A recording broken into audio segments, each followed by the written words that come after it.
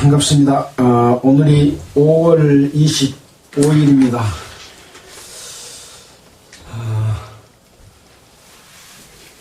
세상은 참 빠른 것 같습니다. 근데 기온이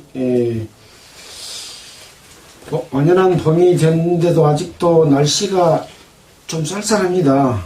그래서 작물을 심어놨는데도 잘 활성화가 안 되고 그러는데 기후의 변화, 또 세상의 징조, 이런 모든 것들이 미래가 밝지는 못하다, 그런 생각을 하게 됩니다. 6월 3일에는 또 우리나라 대통령 선거를 한 그런 날입니다.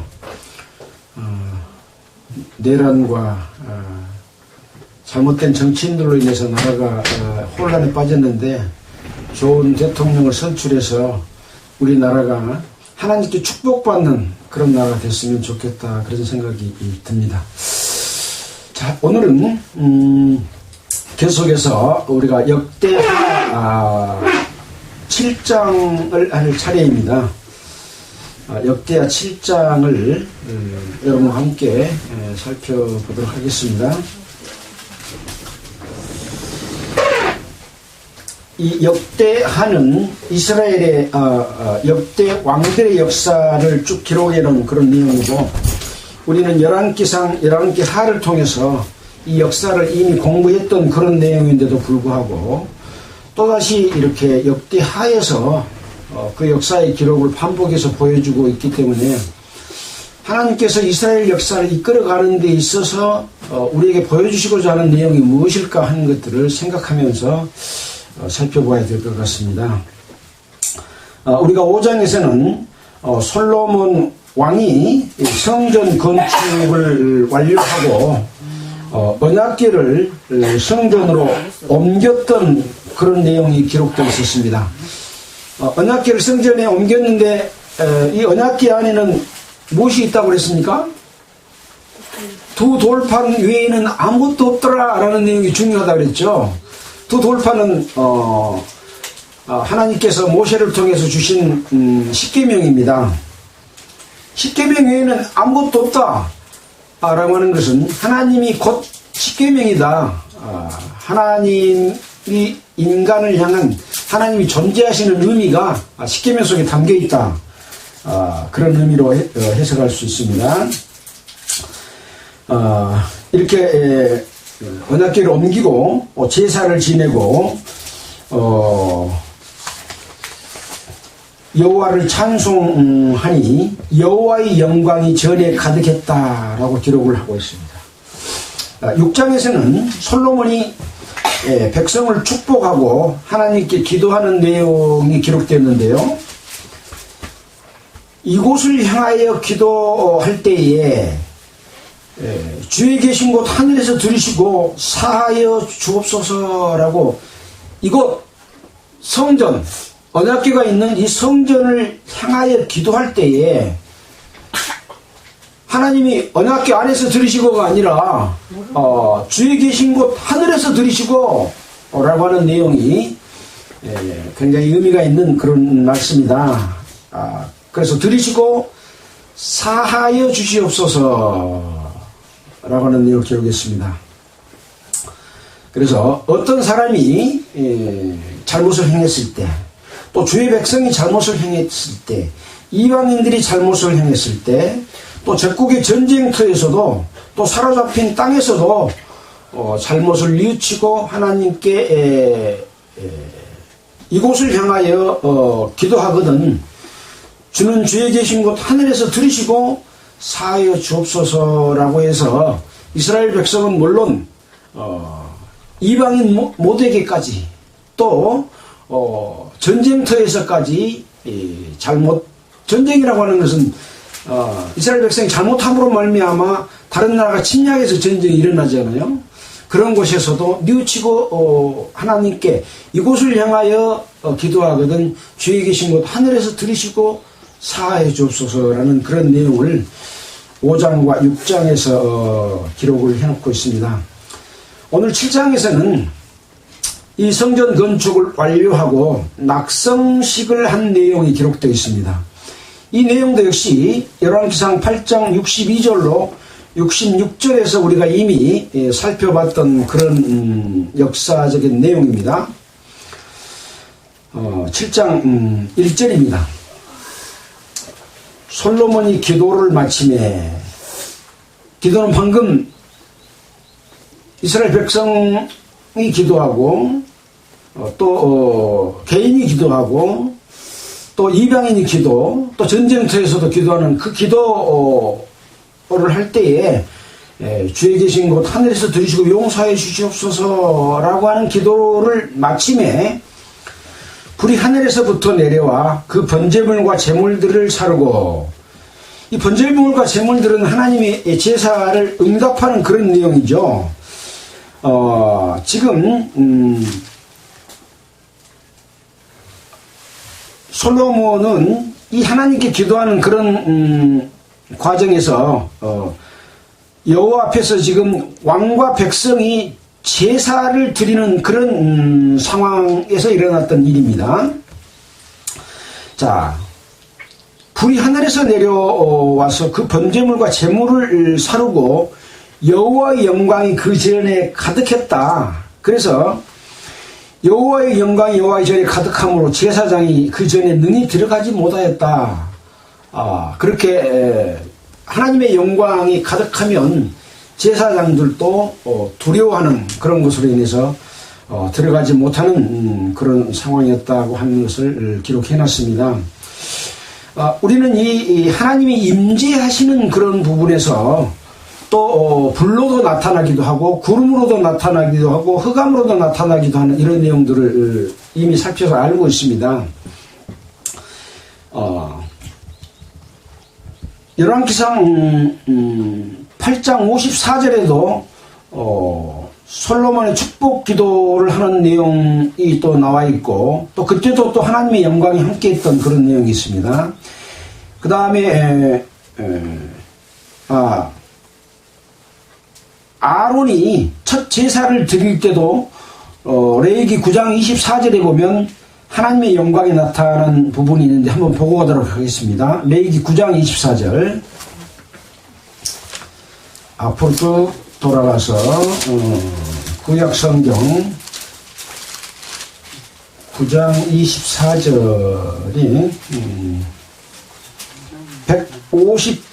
158페이지입니다. 모세와 아론이 회막에 들어갔다가 나와서 백성에게 축복하며 여호와의 영광이 온 백성에게 나타나며 불이 여호와 앞에서 나와 단 위에 번제물과 기름을 사른지라 온 백성이 이를 보고 소리 지르며 엎드렸더라. 이때 아론이 제사를 지낼 때도 여호와의 영광이 온 백성에 나타났고, 불이 여호와 앞에서 나와서 단위의 번제물과 기름들을 살랐다 하는 내용이 나와 있습니다.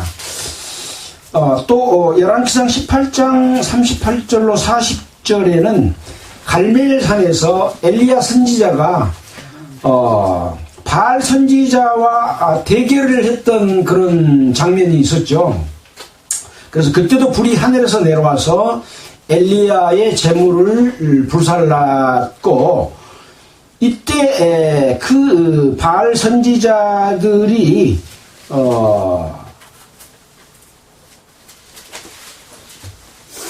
250명이었나요? 그때 죽임을 당했던 그런 또 역사가 있었을 때가 있었습니다. 자, 또 역대상 21장 26절에는 다윗이 오르난의 타작마당에서 화목제를 드리니 불이 하늘에서 내려와서 응답하시고 칼을 멈추어서 이 이스라엘 백성의 잘못으로 인해서 7만 명이 죽였던 그 칼이 멈춰졌다. 그런 내용이 기록되어 있습니다. 그래서 하나님의 이 영광은 불로서 나타나기도 하고 여러 가지 상황에서 나타나는데, 그 영광이 나타나고 임재하는 것을 봤을 때 사람들은 두려워하고 떨며 하나님의 그 능력에 굴복할 수밖에 없는 그런 상황이 되는 거죠. 세상 사람들은 하나님의 임재가 늘 우리 가운데 있는데 그 임재를 깨닫지 못합니다. 하나님의 임재는 어떻게 느낄 수 있나요?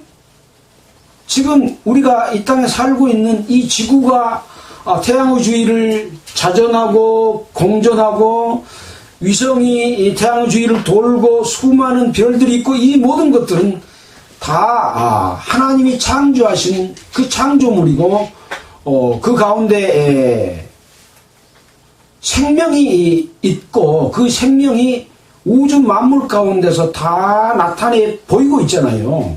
우리 개인만 하더라도 나의 생명이 내가 나의 생명을 만드는 것이 아니고 부모님께로 태어날 때 하나님이 뱃속에서 우리를 창조하셨다라고 하는 것처럼 하나님의 능력과 임재는 늘 우리가 피부로 느끼고 살고 있으면서도 하나님의 임재를 느끼지 못하는 문둥병자와 같은 그런 인간이라고 할 수 있는 거죠. 하나님의 임재를 느끼면 어떻게 될까요? 하나님 앞에 두려움과 떨림으로 무릎을 꿇겠죠. 그리고 하나님의 도우심을 바라지 않겠습니까? 이것이 바로 전도의 가장 기본적인 첫째 하나님의 임재를 느끼는 것이다 라고 생각해 볼 수 있는 그런 부분이 오늘 낙성식을 통해서 또 이렇게 나타나고 있습니다. 자, 이어서 살펴보도록 하겠습니다. 이스라엘 모든 자손은 불이 내리는 것과 여호와의 영광이 전에 있는 것을 보고 박석간 땅에 엎드려 경배하며 여호와께 감사하여 가로되 선하시도다 그 인자하심이 영원하도다 하니라. 불이 내리는 것을 보고 여호와의 영광이 이 만들어놓은 하나님의 전에 있는 것을 보고 박석간 땅, 이 박석은 뭔가요? 마를박자, 돌석자로 해서 그냥 어떤 돌 종류의 이름입니다. 박석입니다. 자, 그래서 이 박석을 깐 땅에 엎드렸습니다. 엎드려서 뭘 하나요? 하나님의 임재하심이 나타나니까 엎드려서 하나님께 여호와께 엎드려 경배하며 여호와께 감사하여 가로되 사람이 하나님의 임재하심을 느끼면 엎드려서 먼저 감사가 나올까요? 두려움이 먼저 나오겠죠. 그러나 지금 이스라엘 백성들은 성전을 지음으로 말미암아 이 낙성식에 여호와의 불이 내려와서 번제물을 삼키고 영광이 가득한 것을 봤을 때 하나님이 우리와 함께 하시고 우리의 재물을 살랐다. 그래서 감사하는 거예요. 그러나 보통 사람들이 하나님의 임재를 느끼면 먼저 두려워하고 떨며 자기 죄를 생각하고 하나님 앞에 그 죄 사함 받기를 구해야 되는 것이 맞겠죠. 자, 그리고 하나님께 감사하며 선하시도다. 하나님의 선하심. 하나님이 역사하심은 선하시다. 이 세상에는 권력을 가진 어떤 정치 집단이나 또 어떤 직책을 가진 사람들이 그 권력을 악하게 쓰는 경우가 너무나 많죠. 자기가 그 권력을 차지하고 이 권력을 뺏기지 않기 위해서 거짓말을 하고 온갖 술수를 부리고 남을 통치하고 다스리고 빼앗고 하는 이 악한 일들이 많은데 이 능력 많으신 하나님께서는 여호와께서는 선하시도다 라고 하는 거죠. 그 인자하심이 하나님의 인자하심을 찬양하는 것이고 그 인자하심이 언제까지요? 영원하도다. 그러니까 이스라엘 백성들은 이 하나님께서 지금 자기들이 제사 지내고 있는 그 제사를 받아들이고 우리 죄를 용서해 주시고 하는 것은 하나님의 선하심이고 우리를 사랑하기 때문에 인자하시기 때문에 우리에게 베풀어 주신 것이고 그것이 지금으로서 끝난 것이고 중지된 것이 아니라 영원히 우리와 함께 하시는 그 영광이 능력이 영원하다라고 하는 것을 이야기하고 있습니다. 예수 그리스도로 말미암아 구원받은 하나님의 성도들은 늘 이렇게 하나님의 그 언약궤를 모시고 솔로몬이 이 제사를 드려서 그 제물을 받아들인 것처럼 우리의 삶 속에서 늘 우리 자신을 하나님께 예배로 드리고 그 하나님이 우리에게 나타나는 예배를 받아주시는 그런 불을 보고 여호와께 감사하고 여호와의 선하심과 인자심이 영원하다 하는 것을 우리가 느끼고 실천하면서 살아야 된다라고 하는 것들을 생각해 보게 됩니다. 자, 이에 왕과 모든 백성이 여호와 앞에 제사를 드리니 솔로몬 왕에 드린 제물이 소가 22,000이요 양이 12만이라. 이와 같이 왕과 모든 백성이 하나님의 전에 낙성식을 행하니라. 낙성식은 뭔가요? 낙성식이라는 말을 많이 들어봤죠. 준공식, 낙성식 같은 그 의미인데요. 공사의 목적물을 완성된 것을 낙성이라고 합니다. 떨어질 낙자를 쓰는데요. 성은 이룰 성자입니다. 일이 끝난 겁니다. 그래서 건축이 완공됐다. 그래서 낙성식을 하는 겁니다. 준공식하고 같은 그런 의미입니다. 때에 제사장들은 직분대로 모셔서고 하나님께 제사 드리는 제사의 그 예법에 따라서 이스라엘 백성들이 지금 제사를 지내는 거죠. 레위 사람도 여호와의 악기를 가지고 섰으니 이 악기는 전에 다윗이 레위 사람으로 여호와를 찬송하려고 만들어서 여호와의 인자심이 영원함을 감사케 하던 것이라. 다윗 왕이 썼던 그 악기를 지금 또 이 낙성식에서 지금 쓰고 있는 거죠. 여호와 하나님께 감사하는 그런 찬송을 했던 그런 악기인 거죠. 제사장은 무리 앞에서 나팔을 불고 온 이스라엘은 섰더라.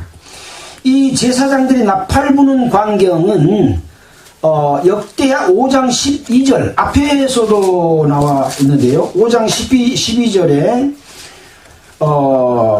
노래하는 사람 네이 사람 아삽과 헤만과 여두둔과 그 아들들과 형제들이 다 세마포를 입고 단 동편에 서서 재금과 비포와 수금을 잡고 또 나팔 부는 제사장이 120인이 함께 서 있다가 나팔 부는 자와 노래하는 자가 일제히 소리를 발하여 여호와를 찬송하며 감사하는데 나팔 불고 재금 치고 모든 악기를 울리며 소리를 높여 여호와를 찬송하여 가로되 선하시도다 그 자비하심이 영원히 있도다. 똑같은 내용을 지금 했고 이 악기로 찬양했던 내용들이 기록이 되어 있죠. 하매 그때에 여호와의 전에 구름이 가득한지라. 제사장이 구름으로 인하여 능히 서서 섬기지 못하였으니 이는 여호와의 영광이 하나님 전에 가득함이었더라. 똑같은 광경이 지금 언약궤를 성전으로 옮길 때에도 그런 일이 있었지 않습니까? 자, 이와 같이 제사장들이 나팔을 가지고 불고 온 이스라엘은 앞에 섰더라. 7절입니다. 솔로몬이 또 여호와의 전 뜰 앞 가운데 거룩히 구별하고 거기서 번제물과 화목제의 기름을 드렸으니 이는 솔로몬의 지은 놋단이 능히 그 번제물과 소제물과 기름을 용납할 수 없음이었더라. 지금 성전에 놋단을 지금 지어놨는데 그 놋단은 조금만 해서 이 소 22,000마리, 양 12만 마리를 제사 지낼 수 없을 만큼 좁아서 어디 서서요? 여호와의 전합 뜰 가운데 거기서 거룩히 구별하고 거기서 번제물과 화목제의 제사를 드렸다라는 내용이 기록이 되어 있습니다. 자, 그때에 솔로몬이 7일 동안 절기를 지켰는데 하맛 어귀에서부터 애굽 하수까지의 온 이스라엘에 심히 큰 회중이 모여 저와 함께 하였더니. 하맛 어귀는 어딘가요? 이스라엘의 경계에 맨 북쪽 경계 지역에 위치한 곳이 하만입니다. 북쪽 끝터리 지역입니다. 그 다음에 밑에 남쪽 끝터리는 어딘가요? 애굽 하수가 남쪽 끝터리는 거죠. 온 이스라엘의 모든 백성들이 이 제사에 참여했다라고 하는 것을 이렇게 기록을 하고 있습니다. 그래서 심히 큰 회중이 모여 저와 함께 하였더라 더니 제8일에 무리가 한 성회를 여니라. 단의 낙성식을 7일 동안 행한 후, 지금 이 낙성식은 7일 동안을 행했던 낙성식입니다.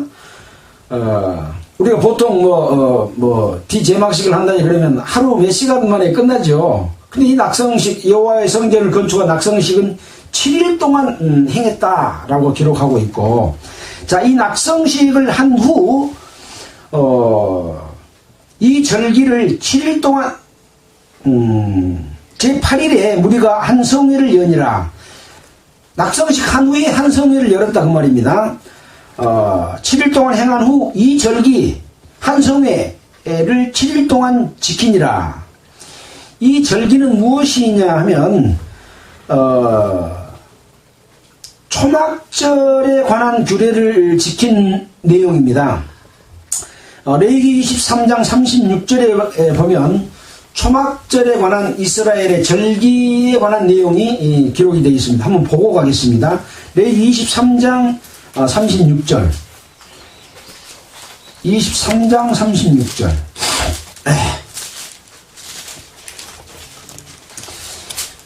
23장은 성회를 삼을 여호와의 절기에 대해서 기록하고 있습니다. 유월절과 무교절, 또 곡식을 바치는 초곡절 이렇게 있고,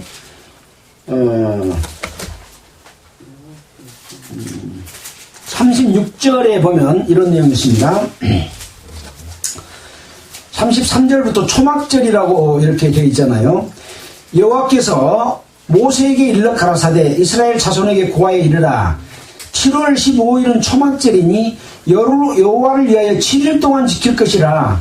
첫날에는 성회가 있을지니 너희는 아무 노동도 하지 말지며 7일 동안에 너희는 화제를 여호와께 드릴 것이요 제8일에도 너희가 성회가 될 것이며 화제를 여호와께 드릴지니 이는 거룩한 되라. 너희는 아무 노동도 하지 말지니라. 그러니까 이 초막절은 이스라엘의 이 수확은 밀수확이기 때문에 7월달이면 수확이 끝납니다. 수확을 끝내고 초막절에서 안식하고 쉬고 하는 그런 절기인 거죠. 밑에 또 살펴보도록 하겠습니다.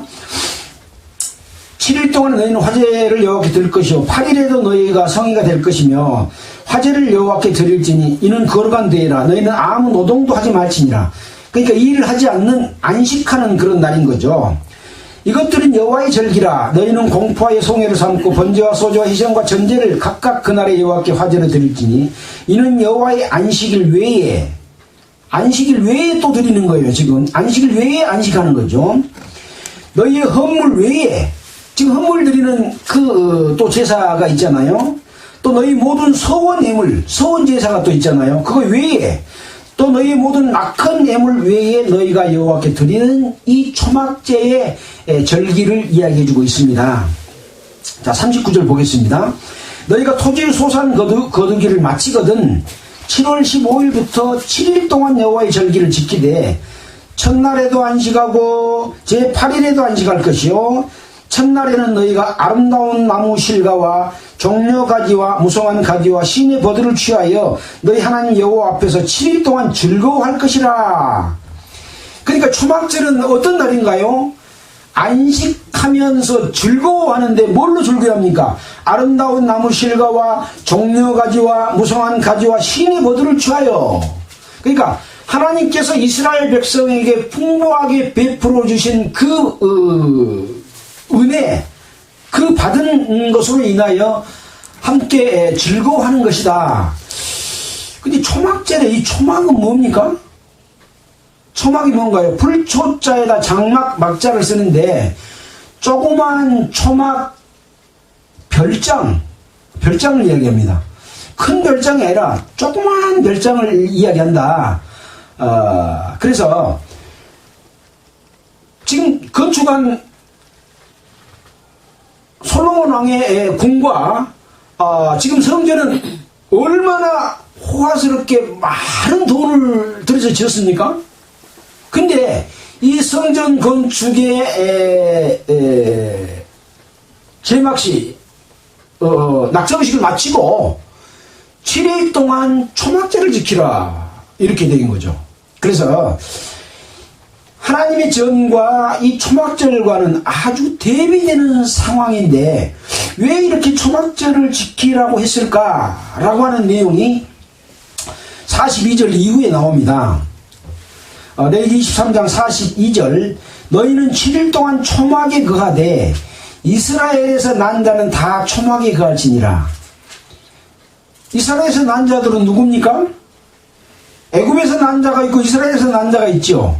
애굽에서 난 자는 출애굽한 사람들이고 이스라엘 난 자는 그때 이스라엘 그 광야로서부터 태어난 이런 모든 사람이고 지금 가나안 땅에 거하고 있는 것이잖아요. 그래서 이스라엘 난 자는 다 초막에 거할지니라.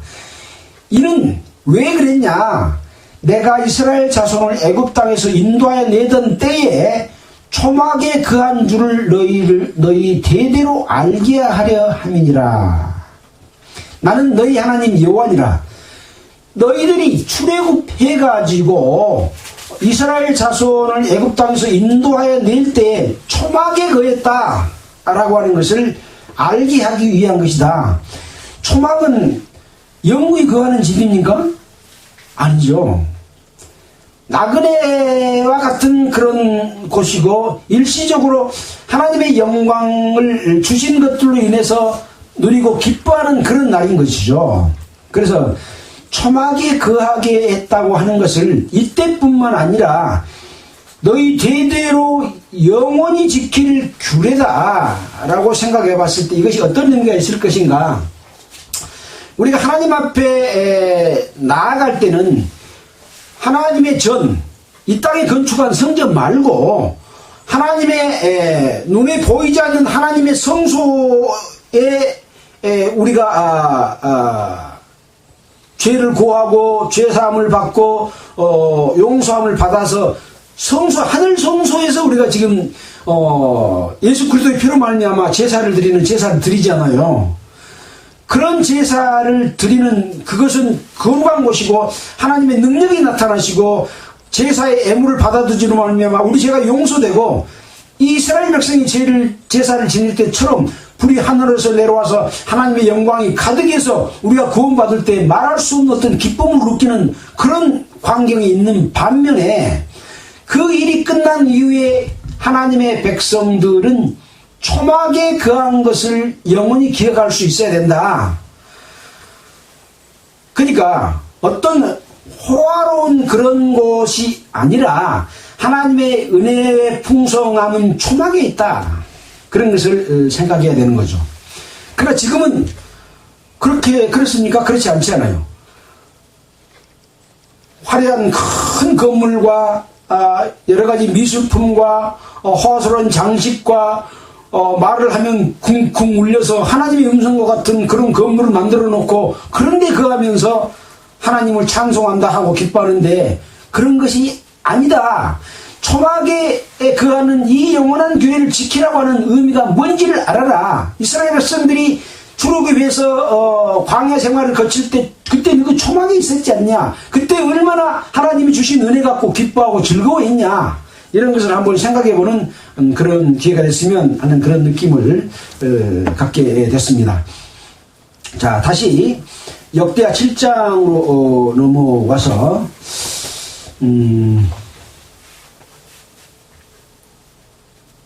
10절입니다. 7월 23일에 왕이 백성을 그 장막으로 돌려보내매 백성이 여호와께서 다윗과 솔로몬과 그 백성 이스라엘에게 베푸신 은혜를 인하여 기뻐하며 마음에 즐거워하였더라. 그래서 이 초막절의 행사를 일주일 동안 진행하고 장막으로 다시 장막은 뭡니까? 이스라엘인들이 거하는 성막이죠. 초막에서 장막으로 온 겁니다. 여호와께서 다윗과 솔로몬과 그 백성 이스라엘에게 베푸신 은혜를 인하여 기뻐하며 마음에 즐거워했다라고 하는 내용이 기록되어 있습니다. 자, 11절 이후에는 여호와께서 다시 솔로몬에게 나타나서 하신 말씀이 기록되어 있습니다. 이것도 역시 열왕기상 9장 1절로 9절에 우리가 이미 공부했던 내용입니다. 자, 보겠습니다. 솔로몬이 여호와의 전과 왕궁을 피력하고 무릇 그 심중에 여호와의 전과 자기의 궁궐과 어떻게 만들고자 한 것을 다 형통케 이루니라. 밤에 여호와께서 솔로몬에게 나타나사 이르시되 내가 이미 네 기도를 듣고, 솔로몬이 기도했잖아요. 6장에서 듣고 이곳을 택하여 나에게 제사한 전을 삼았으니 혹 내가 하늘을 닫고 비를 내리지 아니하거나 혹 메뚜기로 토산을 먹게 하거나 혹 연병으로 내 백성 가운데 유행하게 할 때에 내 입으로 일컫는 내 백성이 그 악한 길에서 떠나 스스로 겸비하고 기도하여 내 얼굴을 구하면 내가 하늘에서 듣고 그 죄를 사하고 그 땅을 고칠지라. 지금 하나님이 함께 하시고 제사를 받아들이고 지금 이스라엘 백성들이 즐거워하고 있는데 여호와께서 솔로몬에게 나타나서 지금 말씀하고 계신데, 어떻게 보면 굉장히 좋은 잔치에 촉치는 말씀을 한 것 같은 그런 내용이잖아요. 네가 이렇게 잘못된 일이 벌어지면은 하고 이야기하니까요. 그렇죠. 그러나 이 속에 하나님이 이스라엘 백성이 또 하나님을 따라서 잘못할 것을 예견하고 계시고 그때 어떻게 해라 라고 하는 것을 지금 이야기하고 있고, 그렇게 하지 말아라 하는 것을 이야기하고 있는 것이죠. 우리는 구원을 받고 늘 하나님의 뜻을 따라서 사는데 또 하나님이 함께 하심으로 말미암아 행복하고 즐겁고 찬양을 하는데 언제나 또 다시 잘못된 그런 일이 벌어질 수도 있다. 그때 어떻게 해야 될 거냐, 그런 말씀을 하고 계신 거죠. 내 이름으로 일컫는 내 백성이 그 악한 길에서 떠나 스스로 겸비하고 기도하여 내 얼굴을 구하면, 잘못된 일이 또 벌어지게 되면 어쩌라고요? 그 악한 길에서 첫째는 떠나야 됩니다. 또 스스로 겸손하고 낮추어서 기도하여 여호와의 얼굴을 구한다. 여호와의 얼굴이 있습니까? 여호와의 그 뜻, 마음, 그동안에 해왔던 보여주신 그 하나님의 능력과 하나님의 마음과 뜻을 구하는 것이 여호와의 얼굴을 구한 겁니다. 구하면 내가 하늘에서 듣고 그 죄를 사하고 그 땅을 고쳐주겠다라고 말씀하고 계십니다. 그러니까 어쩐가요? 하나님의 축복은 늘 어떤 조건이 부여됩니다. 너가 잘못했을 때 뉘우치고 고쳐서 하나님께 회개하고 자복하고 나오면 고쳐주겠다. 이 전제가 항상 깔려 있습니다. 이곳에서 하는 내 기도에 내가 눈을 들고 귀를 기울이리니 이는 내가 이미 이 전을 택하고 거룩하게 하여 내 이름으로 여기 영영이 있게 하였습니다. 내 눈과 내 마음이 항상 여기 있으리라. 하나님께서는 우리 죄를 용서하시고 우리를 구원하시고 우리 안에 들어왔습니다. 이 안에 들어온 이 전은 항상 하나님이 이 전을 택하고 내 이름으로 영영이 있게 하고 하나님의 눈과 마음이 항상 우리 안에 있다, 그런 이야기인 거죠. 근데 잘못하면 안 되잖아요.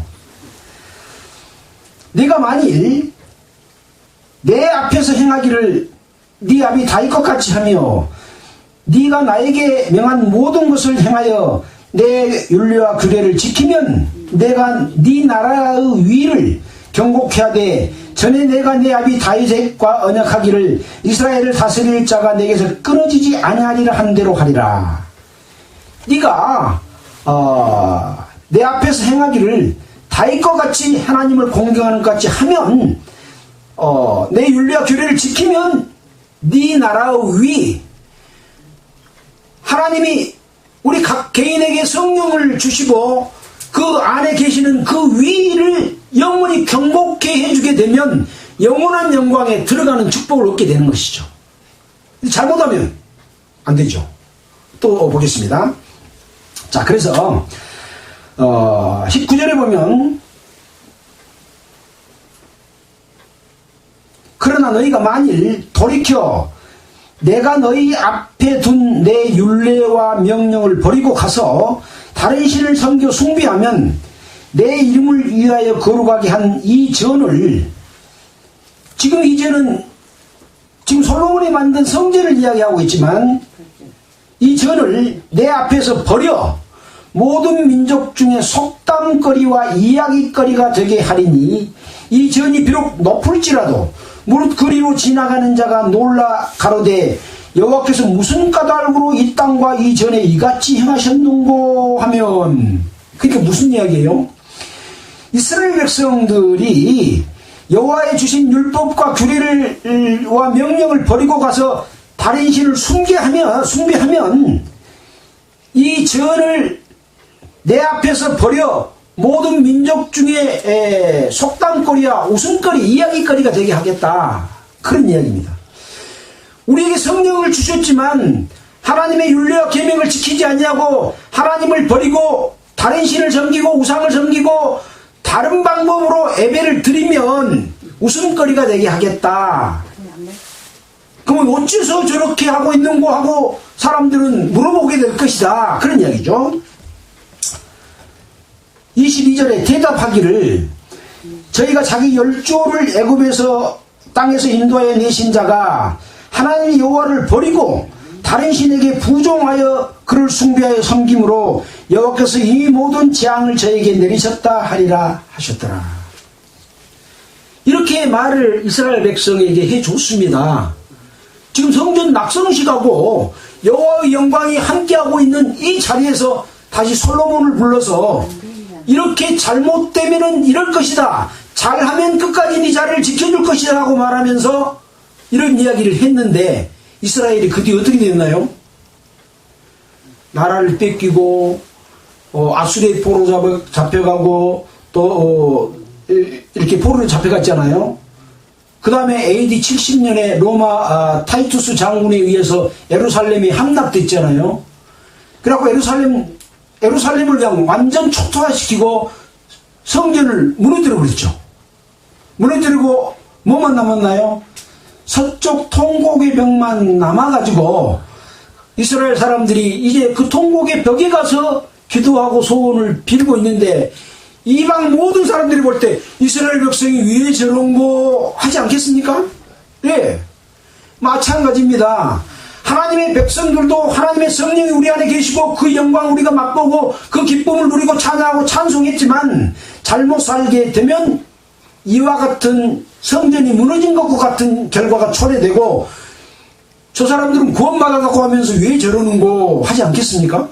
그런 내용을 지금 살펴보도록 하는 내용이다라는 것을 생각해 볼 수가 있습니다.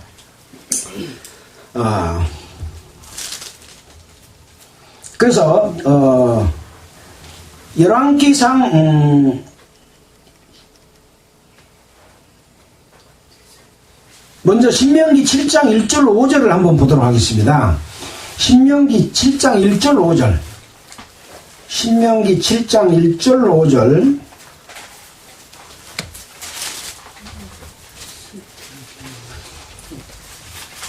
구약성경 272페이지입니다.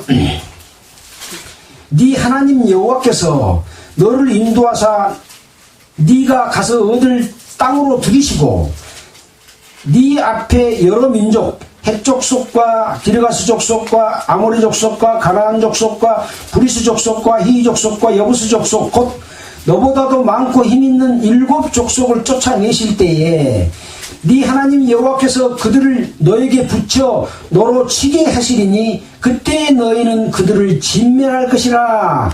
그들과 무슨 언약도 말 것이요 그들을 불쌍히 여기지도 말 것이며 또 그들과 혼인하지 말지니 네 딸을 그 아들에게 주지 말 것이요 그 딸로 네 며느리를 삼지 말 것은 그가 내 아들을 유혹하여 그로 여호와를 떠나고 다른 신들을 섬기게 하므로 여호와께서 너에게 진노하사 갑자기 너희를 멸하실 것이니라.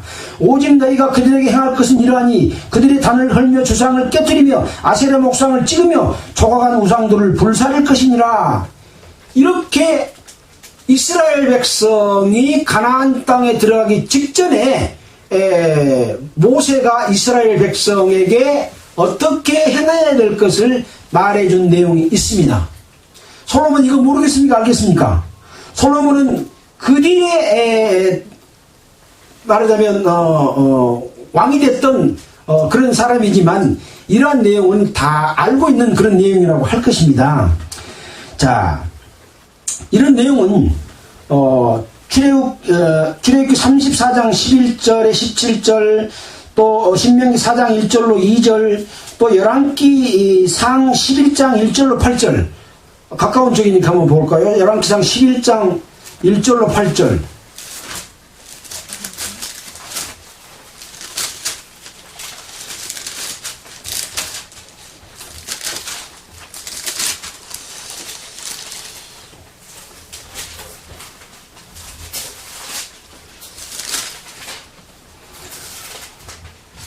솔로몬 왕이 바로 딸 외에 이방의 많은 여인을 사랑하였으니 곧 모압과 암몬과 에돔과 시돈과 헷 여인이라. 여호와께서 일찍이 이 여러 국민에 대하여 이스라엘 자손에게 말씀하시기를 너희는 저희와 서로 통하지 말며 저희도 너희와 서로 통하지 말라. 저희가 정령코 너희 마음을 돌이켜 저희의 신들을 쫓게 하리라 하셨으나 솔로몬이 저희를 연애하였더라. 왕은 후비가 700이요 빈장이 300이니라. 왕의 마음을 돌이켰더라. 솔로몬의 나이 늙을 때 왕비들이 그 마음을 돌이켜 다른 신들을 쫓게 하였으므로 왕의 마음이 그 붙인 다윗과 같이 아니하여 그 하나님 여호와 앞에 온전치 못하였으니 이는 시돈 사람의 여신 아시다로를 쫓고 암몬 사람이 가져간 밀곰을 쫓음이라. 솔로몬의 여호와의 눈앞에 악을 행하여 그 붙인 다윗이 여호와를 온전히 쫓음같이 쫓지 아니하고 모압에 가정한 구모스를 위하여 예루살렘 앞 산에 산당을 지었고 또 암몬 자손에 가정한 몰록을 위하여 그와 같이 하였으며 또 저가 이족 후비들을 위하여 다 그와 같이 한지라. 저희가 자기의 신들에게 분향하며 제사하였더라. 이렇게 솔로몬 왕을 불러서 이 성전 낙성식 이후에 이런 말씀을 해줬는데 솔로몬이 하나님에게서 떠나고 하지 말라고 한, 진멸하라고 한 그들의 족속들의 딸과 결혼해가지고 처와 첩을 1000명이나 두고 결국은 나이 많아 늙음에 그들이 섬기는 신을 섬겼다. 이렇게 벌어지는 거죠, 일이. 구원받은 하나님의 백성이 하나님의 뜻을 떠나면 우상 섬기는 것부터 시작했고 수많은 하나님의 뜻과 배치되는 여러 가지 일들을 하면서 결국 기존 타락된 종교적인 형태로 가버리게 되는, 그래서 하나님을 섬긴다고 예배를 하고 있는데 마귀를 공경하는 결과가 되어진다라고 하는 것을 아주 자세하게 보여주고 있습니다. 이것이 그것이다 말 안 해도 모두가 느낄 수 있는 그런 내용이라고 할 수 있겠죠. 자, 사울왕은 어땠나요? 사울왕도 그 침략에서 그들을 멸망시키고 그들에게 주어진 것들을 전부 진멸해라 그랬는데 어쨌나요? 좋은 것은 남기고 나쁜 것만 진멸했잖아요. 그래갖고 왜 그랬냐라고 선지자가 따지니까 이거 좋은 것은 남겨갖고 하나님 앞에 제사 지내려고 그랬습니다. 설령 내가 잘못한 일이 있더라도 하나님이 날 버리시지 말고 나를 백성 앞에서 높여주시고 나와 함께 해주십시오. 그러고 뉘우치지 않고 회개하지 않으니까 이 선지자가 제사와 예물보다 돌이키는 것이 훨씬 하나님께서 받으신다, 그런 내용으로 말한 내용 우리가 알고 있잖아요. 그래서 사울왕도 하나님께 버림을 당했던 그런 역사가 바로 그 앞에 있었잖아요. 첫째는 사울왕이요, 둘째는 다윗이요, 세 번째는 솔로몬이니까, 지금 세 번째 왕이 솔로몬 왕이니까 얼마 전에 있었던 이런 역사도 깨우치지 못하고 마음에 두고 그것을 끝까지 지키지 못하고 나중에 죄를 지었다라고 하는 그런 것을 우리는 교훈을 받게 됩니다. 이제 8장에서는 솔로몬의 업적이 나오고 그 이후에 어떻게 되어졌는가 하는 역사가 기록되어 있습니다. 우리는 이것을 11개 상과 11개 하에서 다 공부했습니다. 그러나 다시 한번 이것을 여러분들에게 말씀드리니 여러분은 이 의미를 결코 잊어버리지 말고 하나님을 공경하는 그 율례와 계명과 그 법과 뜻이 무엇인지를 알고 신앙생활을 제대로 해라. 라고 하는 교훈을 주시는 말씀이다 하는 것으로서 오늘 말씀을 마치도록 하겠습니다. 기도드리겠습니다. 하나님 아버지 감사합니다. 이스라엘 백성들이 하나님의 거할 처소인 성전을 짓고 성전에 하나님의 언약궤를 놓고 낙성식을 했습니다. 여호와 하나님께 제사드리고 하는 것들을 여호와께서 받아들여서 불로 그 영광을 나타내 주시고 함께 하시는 가운데서 솔로몬 왕을 불러서 또 앞으로 잘못되게 되면 그 모든 일에 대해서 벌을 받게 될 것이라고 하는 것을 말했지만 결국 솔로몬은 이것을 지키지 못했던 것들을 교훈 삼게 하는 내용이라고 생각이 되어집니다. 역시 예수 그리스도를 말미암아 구원받은 우리는 왕같은 제사장 같은 사람들인데 솔로몬 왕을 거울 삼아서 우리가 결코 잘못된 신앙생활을 하지 않도록 우리를 지켜주시옵소서. 이 모든 말씀을 우리를 권해주신 예수 그리스도 이름으로 기도드렸습니다. 찬송가는 219장 하겠습니다.